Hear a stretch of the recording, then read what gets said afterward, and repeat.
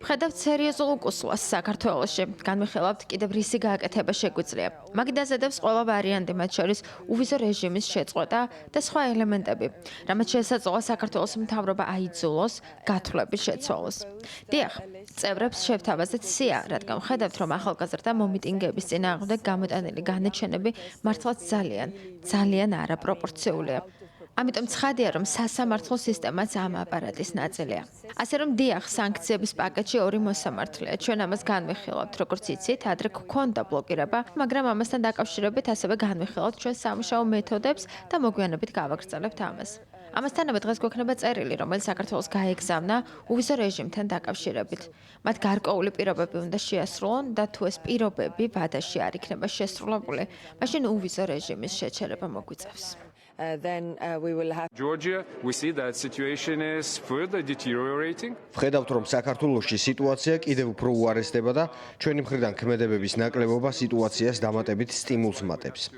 სწორედ ამიტომ ჩვენ ახლავე უნდა ვიმოქმედოთ და მოვამზადოთ სანქციები იმ ადამიანების წინააღმდეგ, რომლებმაც ოპოზიციონერი პოლიტიკური ლიდერების დაკავებაში მონაწილეობა მიიღეს. ვხედავთ იმ სისხლის სამართლის საქმეებს, რომლებიც მათ წინააღმდეგ აღიძრა.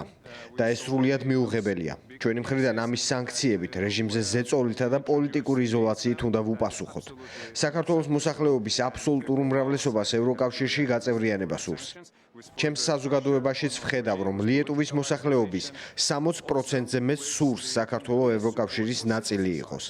ვალდებულებები ორივე მხარისთვის არსებობს ვალდებულებები საქართველოსთვის, რომ ადამიანის უფლებების სტანდარტები დაიცვას და არსებობს ვალდებულება ევროპული ქვეყნებისთვის, რომ საქართველოს მხარე მაქსიმალურად დაუჭირონ.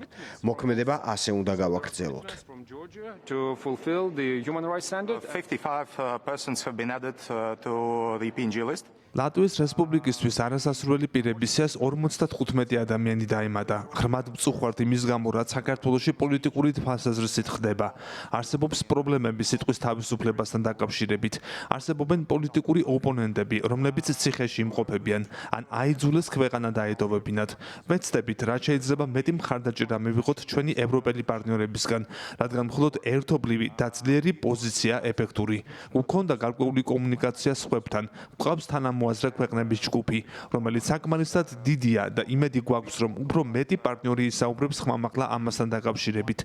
ჩვენ ხმამაღლა ვსაუბრობთ, მაგრამ გვჭირდება მეტი ძალა. თუ გსურს გქონდეს პროგრესი დიდი ხნის პარტნიორთან, საქართველოსთან დაკავშირებით.